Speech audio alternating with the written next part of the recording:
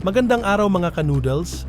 Bago natin umpisahan ang ating video ay iniimbitahan ko kayo na i-click ang aking subscribe button at i-hit ang notification bell para lagi kang updated sa ating mga video.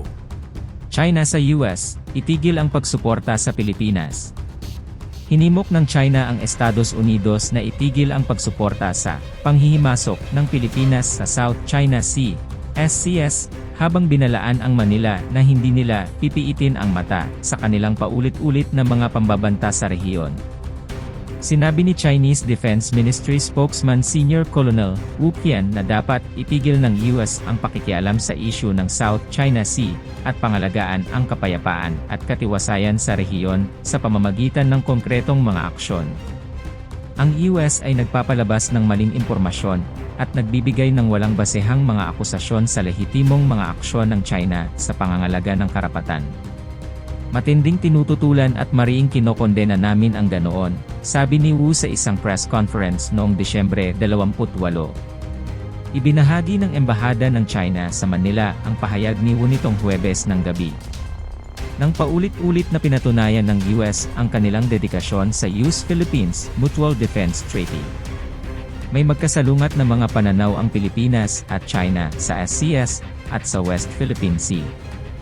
Noong Oktubre, nagsumit ang Department of Foreign Affairs ng mga diplomasyang protesta laban sa paggamit ng water cannon ng CCG laban sa mga sasakyang pandagat ng Pilipinas na nagsusuplay sa mga mangingisda sa Bajo de Masinloc at mga sundalo na nakatalaga sa BRP Sierra Madre sa Ayungin Shoal.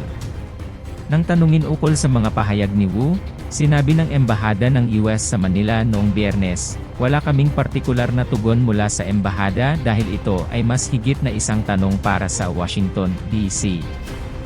Sinabi ni Wu na di may kakailang soberenya ang China sa Nansha, Cundao, Spratly Islands, kasama ang Ren ay Jiao, Ayungin Shoal, at ang mga kalapit na tubig nito.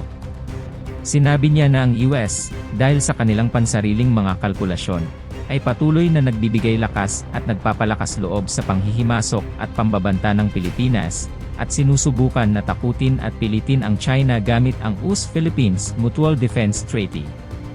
Ito ay hindi gagana sa China. Ang mga issue kaugnay ng Ren ay Jiao ay nasa pagitan ng China at Pilipinas lamang, at wala itong kinalaman sa anumang ikatlong partido, sabi ni Wu. Tinanggihan din niya ang pahayag ng mga opisyal ng depensa ng Pilipinas na ang China Coast Guard, CCG, ay gumamit ng water cannon laban sa mga sasakyang pandagat ng Pilipinas malapit sa Ren ay Jiao at nagbanggaan, nagdulot ng tensyon sa rehiyon. Tinanggi rin ni Wu ang paggamit ng mga sonic device at military-grade lasers upang atakehin ang personnel ng Philippine Navy.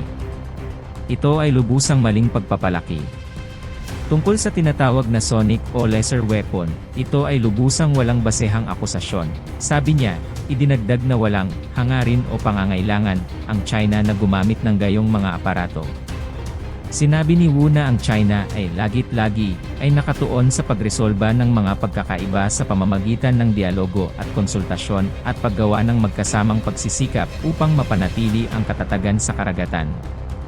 Ayon sa kanya, ang panig ng Pilipinas, sa kabila ng paulit-ulit na babala mula sa panig ng China, ay patuloy na nagpadala ng mga sasakyang pandagat upang manghimasok sa mga kalapit na tubig ng Ren ay Jiao ng China, at sa provokatibong paraan ay bumangga sa isang barko ng China Coast Guard at nagdulot ng galos.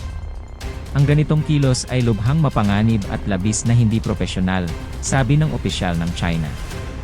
Tinatanggap namin na ang panig ng Pilipinas ay nag-angkin na sila ay nagdadala ng humanitarian supplies. Gayunpaman, ang mga barkong nagdadala ng supply ay may kasamang maraming mamamahayag at nagpapakalat ng maling impormasyon, sabi niya. Sa aking palagay, ito ay hindi tunay na humanitarian supply. Ito ay upang tuwirang lumikha ng isang insidente, magpapakasang biktima at magpakita sa pangalan ng humanitarian supply, sabi ni Wu. Maraming salamat sa inyong panunood. Kung nagustuhan nyo ang aking video, pakiclick ang like and share button, at kung hindi ka pa nakasubscribe, ay i-click mo na rin ang subscribe button at ang ating notification bell para lagi kang updated sa aking mga upload.